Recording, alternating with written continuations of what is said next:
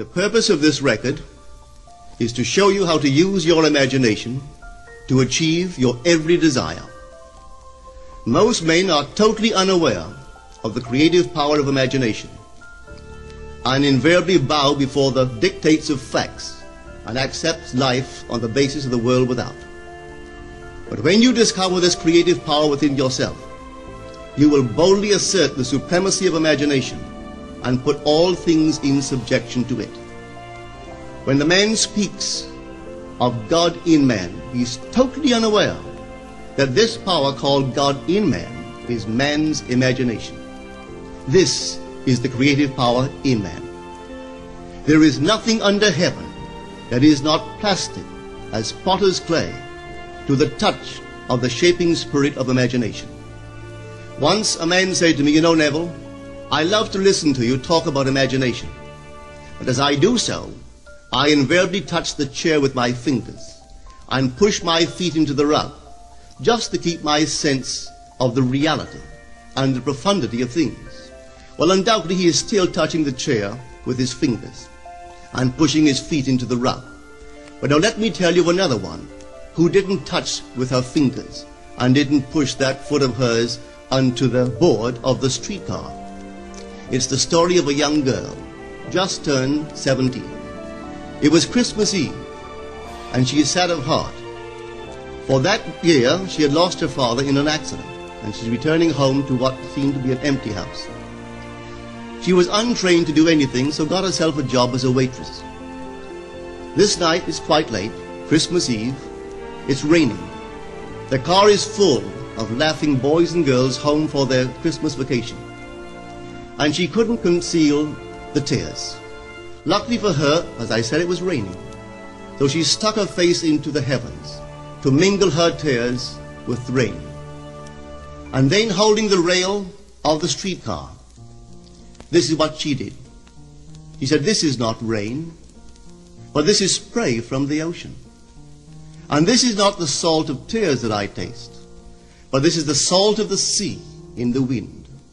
And this is not San Diego. This is a ship, and I'm coming into the Bay of Samoa." And there she felt the reality of all that she had imagined.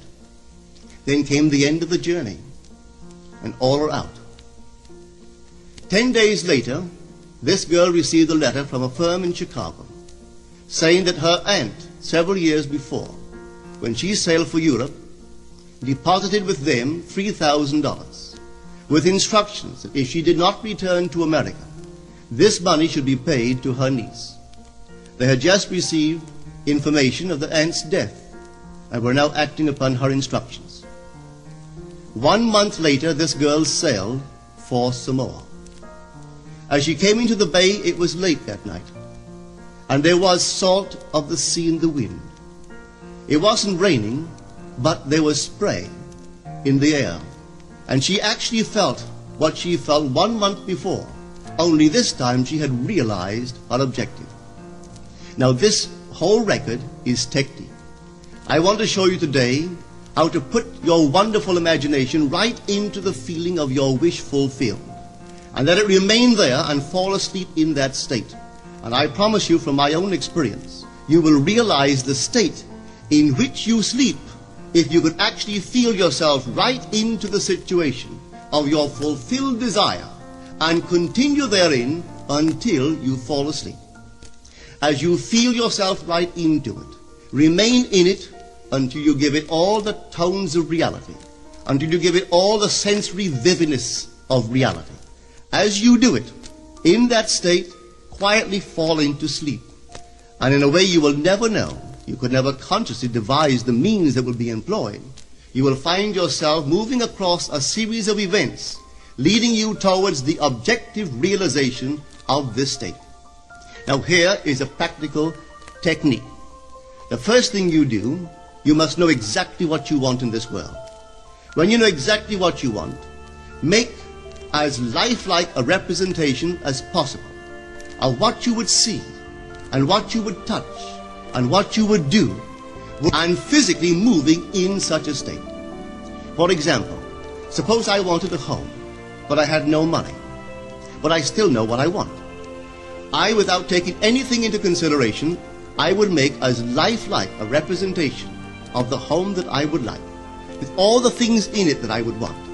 And then, this night, as I would go to bed, I would, in a drowsy, sleepy state, the state that borders upon sleep, I would imagine that I am actually in such a house, that were I to step off the bed, I would step upon the floor of that house. Were I to leave this room, I would enter the room that is adjacent to my imagined room in that house. And while I am touching the furniture and feeling it to be solidly real, and while I am moving from one room to the other in my imaginary house, I would go sound asleep in that state. And I know that in a way I could not consciously devise, I would realize my house. I have seen it work time and time again. If I wanted promotion in my business, I would ask myself what additional responsibilities would be mine were I to be given this great promotion. What would I do? What would I say? What would I see? How would I act? And then in my imagination, I would begin to see and touch and do and act as I would outwardly see and touch and act were I in that position. If I now desired the mate of my life, were I now in search of some wonderful girl or some wonderful man, what would I actually find myself doing that would imply that I have found my state? For instance, suppose now I was a lady. One thing I would definitely do, I would wear a wedding ring. I would take my imaginary hands and I would feel the ring that I would imagine to be there. And I would keep on feeling it until it seemed to me to be solidly real. I would give it all the sensory vividness I am capable of giving anything. And while I am feeling my imaginary ring, which implies I am married, I would sleep. This story is told us in the Song of Songs, or the Song of Solomon. It is said, "At night on my bed, I sought him whom my soul loveth. I found him whom my soul loveth, and I would not let him go, until I brought him into my mother's house, right into the chamber of her that conceived me." If I would take that beautiful poem and put it into modern English, into practical language, it would be this. While sitting in my chair, I would feel myself right into the situation of my fulfilled desire. And having felt myself into that state, I would not let it go. I would keep that mood alive, and in that mood, I would sleep.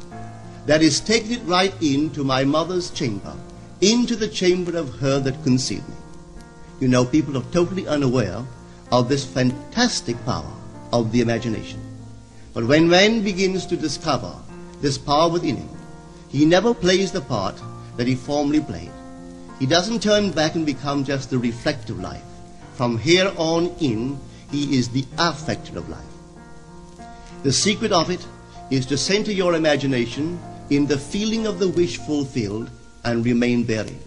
For in our capacity to live in the feeling of the wish fulfilled lies our capacity to live the more abundant life.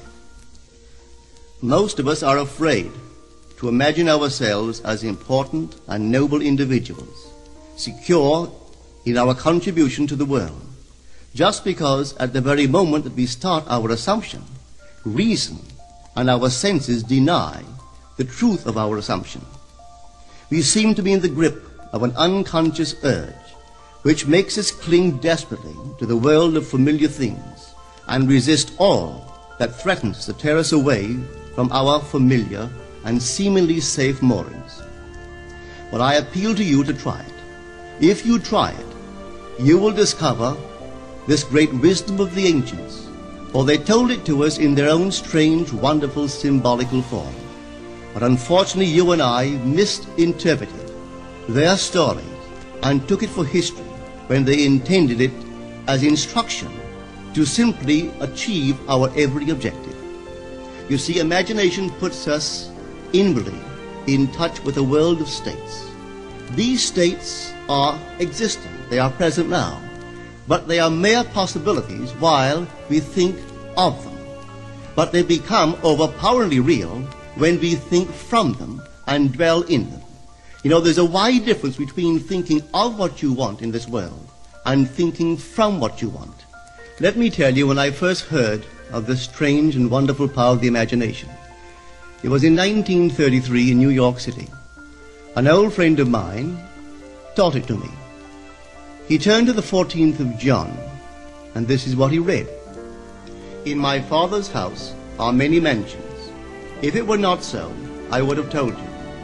I go to prepare a place for you. And if I go and prepare a place for you, I will come again and receive you unto myself, that where I am, there ye may be also. He explained to me that this central character of the Gospels was human imagination. That mansion was not a place in some heavenly house, but simply my desire. If I would make a living representation of the state desired, and then enter that state and abide in that state, I would realize it. At the time, I wanted to make a trip to the island of Barbados in the West Indies, but I had no money. He explained to me that if I would that night, as I slept in New York City, assume that I was sleeping in my earthly father's house in Barbados, and go sound asleep in that state, that I would realize my trip. Well, I took him at his word and tried it. For 1 month, night after night, as I fell asleep, I assumed I was sleeping in my father's home in Barbados. At the end of my month, an invitation from my family came, inviting me to spend the winter in Barbados. I sailed for Barbados the early part of December of that year. From then on, I knew I had found this Savior in myself. The old man told me that it would never fail. Even after it happened, I could hardly believe that it would not have happened anyway. That's how strange this whole thing is. On reflection, it happens so naturally. You begin to feel or to tell yourself, well, it would have happened anyway. And you quickly recover from this wonderful experience of yours. It never failed me if I would give the mood, the imagined mood, sensory vividness. I could tell you unnumbered case histories to show you how it works. But in essence, it's simple. You simply know what you want. When you know what you want, you are thinking of it. That is not enough. You must now begin to think from it. Well, how could I think from it? I am sitting here, and I desire to be elsewhere. How could I, while sitting here physically, put myself in imagination at a point in space removed from this room and make that real to me? Quite easily. My imagination puts me in touch inwardly with that state. I imagine that I am actually where I desire to be. How can I tell that I am there? There is only one way to prove that I am there. For what a man sees when he describes his world is as he describes it relative to himself. So what the world looks like depends entirely upon where I stand when I make my observation. So if, as I describe my world, it is related to that point in space I imagine that I am occupying, then I must be there. I am not there physically, no, but I am there in my imagination. And my imagination is my real self. And where I go in imagination and make it real, there I shall go in the flesh also. When in that state I fall asleep, it is done. I have never seen it fail. So this is the simple technique on how to use your imagination to realize your every objective. Here is a very healthy and productive exercise for the imagination. Something that you should do daily. Daily relive the day as you wish you had lived it, revising the scenes to make them conform to your ideals. For instance, suppose the day's mail brought disappointing news. Revise the letter. Mentally rewrite it and make it conform to the news you wish you had received. Or suppose you didn't get the letter you wish you had received. Write yourself the letter and imagine that you received such a letter. Let me tell you a story that took place in New York not very long ago. In my audience sat this lady who had heard me numberless times. And I was telling the story of revision. that man, not knowing the power of imagination, he goes to sleep at the end of his day, tired and exhausted, accepting as final all the events of the day. And I was trying to show that man should, at that moment, before he sleeps, he should rewrite the entire day and make it conform to the day he wished he had experienced. Here is the way a lady wisely used this law of revision. It appears that 2 years ago, she was ordered out of her daughter-in-law's home. For 2 years there was no correspondence. She had sent her grandson at least 24 presents in that interval, but not one was ever acknowledged. Having heard the story of revision, this is what she did. As she retired at night, she mentally constructed 2 letters. One she imagined coming from her grandson, and the other from her daughter-in-law. In these letters they expressed deep affection for, and wondered why she had not called to see them. This she did for 7 consecutive nights, holding in her imaginary hand the letter she imagined she had received, and reading these letters over and over until it aroused within her the satisfaction of having heard. Then she slept. On the 8th day, she received a letter from her daughter-in-law. On the inside there were 2 letters, one from her grandson and one from the daughter-in-law. They practically duplicated the imaginary letters that this grandmother had written to herself 8 days before. This art of revision can be used in any department of your life. Take the matter of health. Suppose you were ill. Bring before your mind's eye the image of a friend. Put upon that face an expression which implies that he or she sees in you that which you want the whole world to see. Just imagine he is saying to you that he has never seen you look better, and you reply, I have never felt better. Suppose your foot was injured. Then do this. Construct mentally a drama which implies that you are walking, that you're doing all the things that you would do if the foot was normal, and do it over and over and over until it takes on the tones of reality. Whenever you do in your imagination that which you would like to do in the outer world, that you will do in the outer world. The one requisite is to arouse your attention in a way and to such intensity that you become wholly absorbed in the revised action. You will experience an expansion and refinement of the senses by this imaginative exercise, and eventually achieve vision in the inner world. The abundant life promised us is ours to enjoy now, but not until we have the sense of the Creator as our imagination can we experience it. Persistent imagination, centered in the feeling of the wish fulfilled, is the secret of all successful operations. This alone is the means of fulfilling the intention. Every stage of man's progress is made by the conscious, voluntary exercise of the imagination. Then you will understand why all poets have stressed the importance of controlled, vivid imagination. Listen to this one by the great William Blake. In your own bosom you bear your heaven and earth, and all you behold, though it appears without, it is within, in your imagination, of which this world of mortality is but a shadow. Try it, and you too will prove that your imagination is the Creator.